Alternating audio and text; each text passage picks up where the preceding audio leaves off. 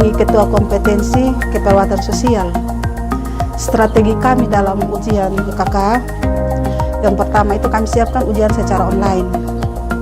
Sesuai dengan konsep kesepakatan rapat kami bersama, bahwa ujian UKK yang diselenggarakan itu harus secara online.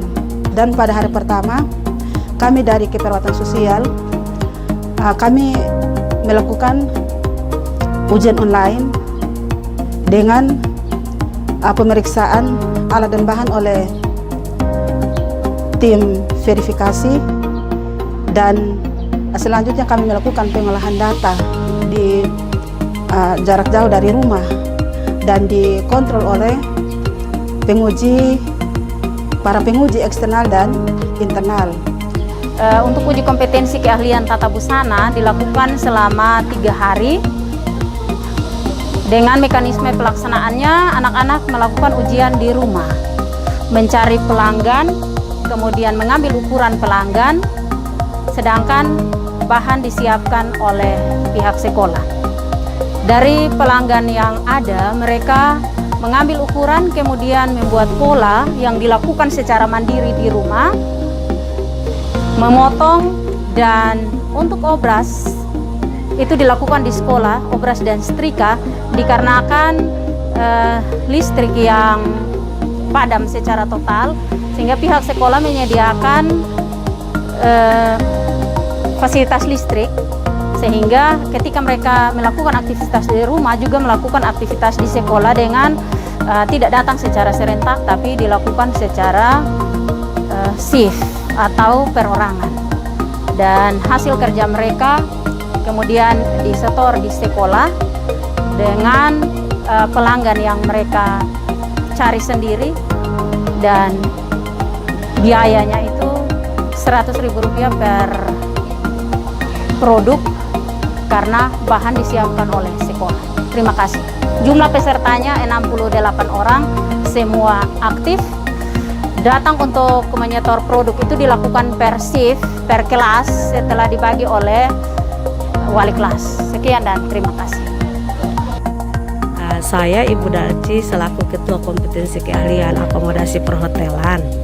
Untuk UKK kali ini atau uji kompetensi kejuruan ini, untuk kali ini perhotelan kebetulan kita akan melaksanakan AKM atau Asesmen Kompetensi Minimal. Nah, itu akan dilaksanakan oleh LSP. Nah, dalam ujian kali ini di tengah pandemi, bagaimana strategi dari jurusan untuk melaksanakan ujian? Baik, untuk ujian ini awalnya memang direncanakan untuk secara daring, tetapi karena kondisi situasi sekarang yang dimana kondisi listriknya tidak memungkinkan dan semua alat elektronik juga tidak bisa berfungsi, karena itu kami dari kompetensi keahlian kami mensiasatinya dengan melaksanakan ujian secara tatap muka, tetapi kami baginya per shift. Jadi per shift itu setiap kelompok itu ada 6 orang, jadi datangnya per shift. Jadi konsep ujian kali ini dilakukan per shift. Kendala yang dialami dalam melaksanakan ujian kali ini, mungkin ada kendala atau tidak? Memang kendalanya ada, karena memang awalnya kami persiapannya itu secara daring, tapi karena ada bencana, ada kondisi seperti ini, sehingga anak-anak mengalami kendala karena HP juga mati, sehingga kami menyiasatinya dengan tatap muka. Nah, mungkin karena mendadak sehingga anak-anak juga mungkin kurang persiapan, tapi ujiannya tetap dilaksanakan. Selamat siang, perkenalkan nama saya Ibu Loretta Laa, SPD. Saya selaku Ketua Jurusan Otomatisasi dan Tata Kelola Perkantoran.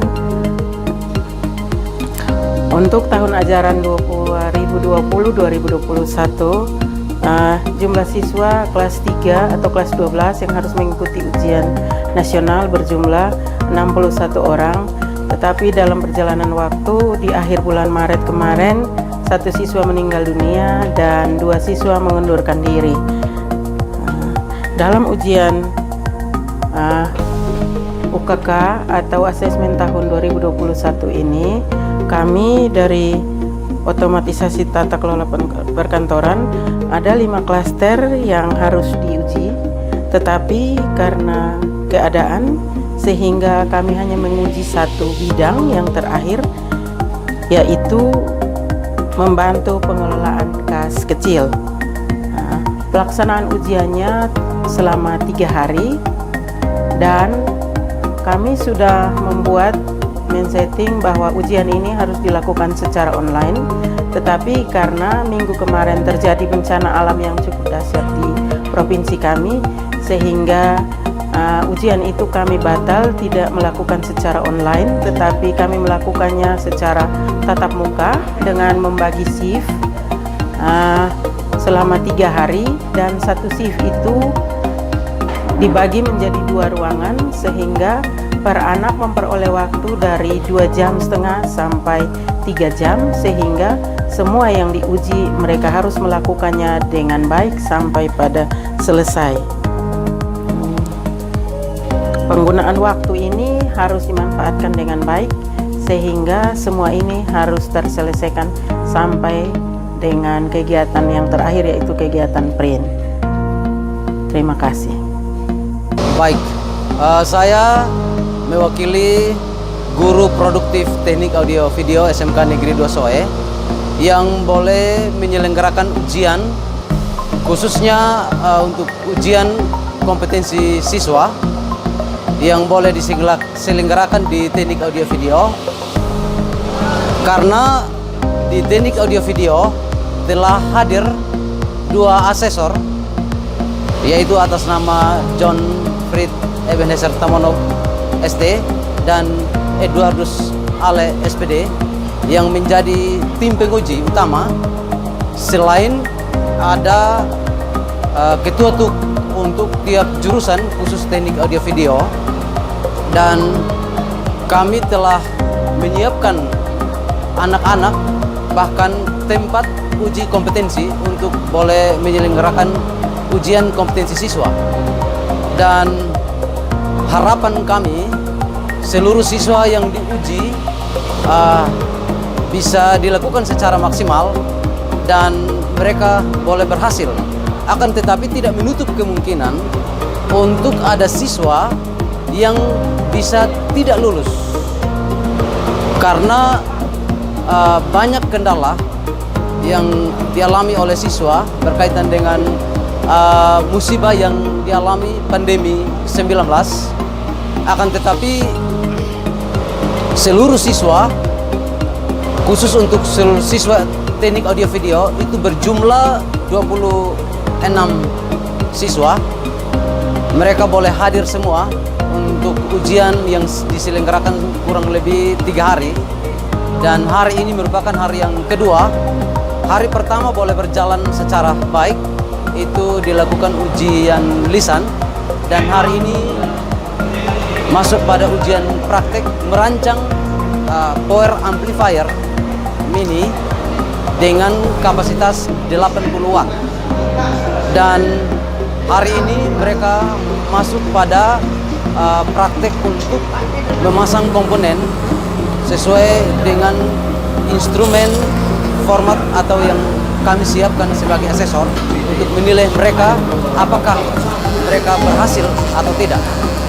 Dan itu akan bisa dilihat pada format instrumen yang kami telah siapkan.